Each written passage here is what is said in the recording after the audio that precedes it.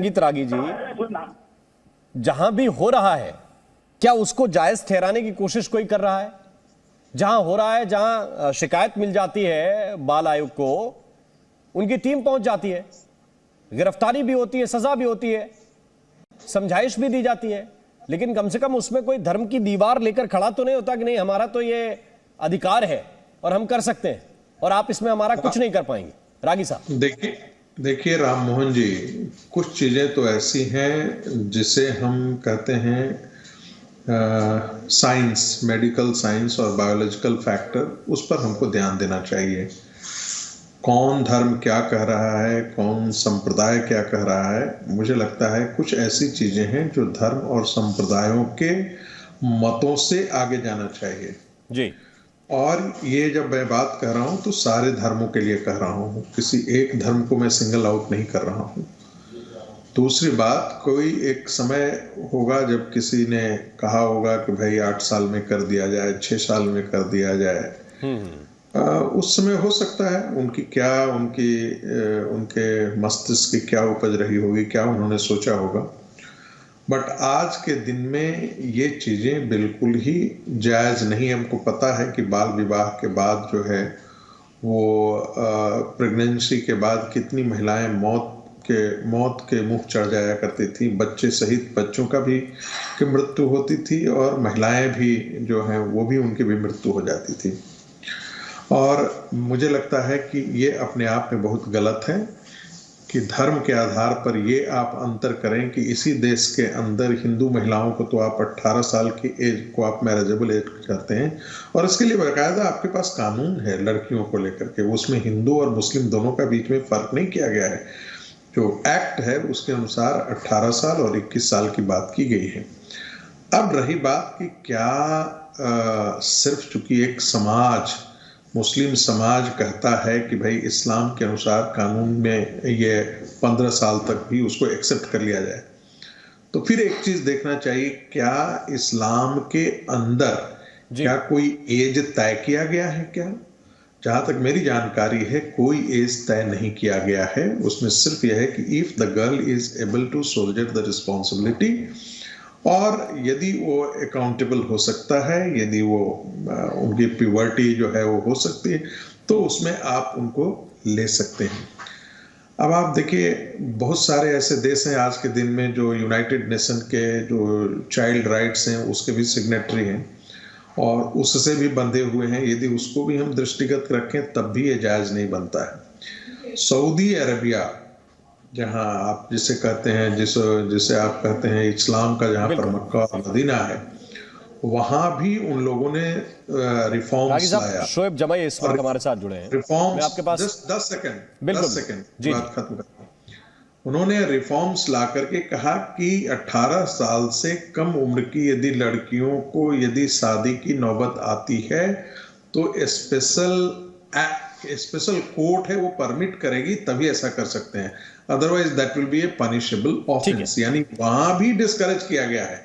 तो मुझे नहीं समझ में आती है कि भारत के अंदर मुसलमानों को क्यों इतनी परेशानी हो जाती है। शोएब जमाई, क्या इसमें धर्म के बार को कम से कम हटा देना चाहिए? इसमें बच्चियों की जिसमें भलाई हो उसकी तरफ क्यों नहीं सोचना चाहिए? जी, मेरी आवाज आ रही है क्या? आ रही है। हेलो।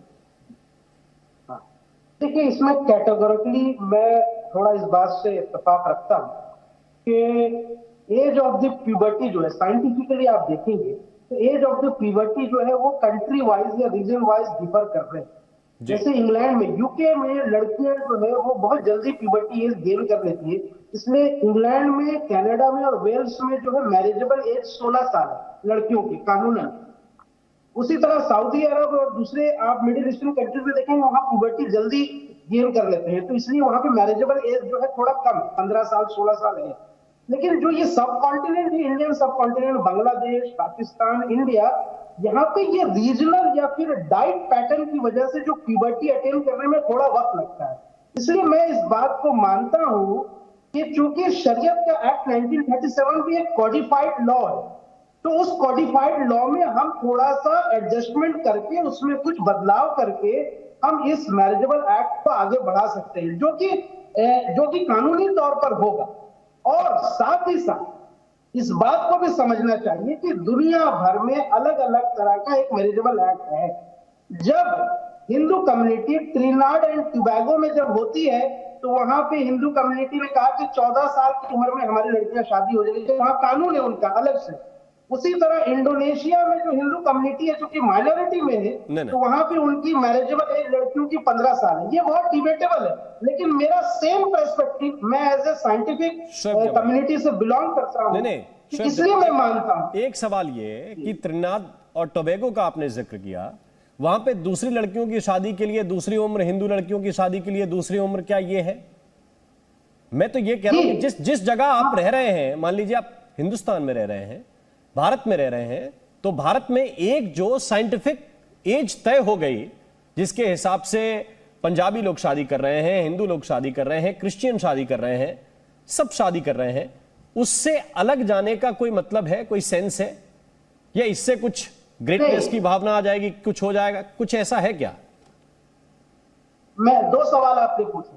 त्रिनाड एंड टोबैगो में जो उनका मेन लॉ है, उसके अकॉर्डिंग 18 साल है मैरिजेबल एज, लेकिन जो हिंदू माइनॉरिटी, उनको 16 साल में शादी करने की इजाजत है पर्सनल लॉ के मुताबिक। उसी तरह इंडोनेशिया में जो है, वो जो मेन लॉ है, उसमें 16 साल है मैरिजेबल एज लड़कियों, लेकिन जो हिंदू कम्युनिटी माइनॉरिटी में वो 15 साल है। ये मैं पढ़ के आया हूं, इसलिए मैं कह रहा हूं। दूसरी बात है कि इंडिया में जो मैरिजेबल एक्ट है, scientifically over the all region के लिए अभी डिफाइंड नहीं है। उसी तरह से मैं ये कह रहा हूं कि इंडिया में अभी क्योंकि मामला कोर्ट में गया और माननीय सुप्रीम कोर्ट ने आज कहा कि हम इस पर नोटिस जारी कर रहे हैं और हम इसमें देखेंगे कि और क्या बेहतर हो सकता है। मैं सिर्फ इतना कह रहा हूं कि इसको प्रोपेगेंडा नहीं, बल्कि एक मुस्लिम वुमेन नहीं, बल्कि पूरे महिलाओं के उत्थान की बुनियाद पर दो बातें कह के अपनी बात खत्म करता हूं कि अगर उत्थान करना है तो पूरे तरीके से करिएगा। 30 सेकंड मुझे खाली दीजिए, मैं डेटा सरकार को देता हूं।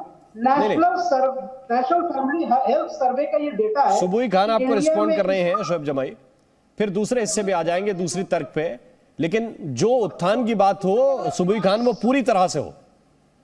जी जी 30 सेकंड में अपनी बात, मैं आऊंगा आपके पास, बहुत वक्त है हमारे पास। सुबुई जी। जी देखिए, सबसे पहले तो मैं ये कहना चाहती हूँ कि जब बच्चों से और महिलाओं से संबंधित कोई बात हो, तो हमें मजहब के चश्मे से ना देखकर इस तरह से देखना चाहिए कि बच्चों का और महिलाओं का शारीरिक, मानसिक, मनोवैज्ञानिक स्वास्थ्य किस तरह से ठीक रह सकता है, क्योंकि वो बहुत वल्नरेबल होते हैं।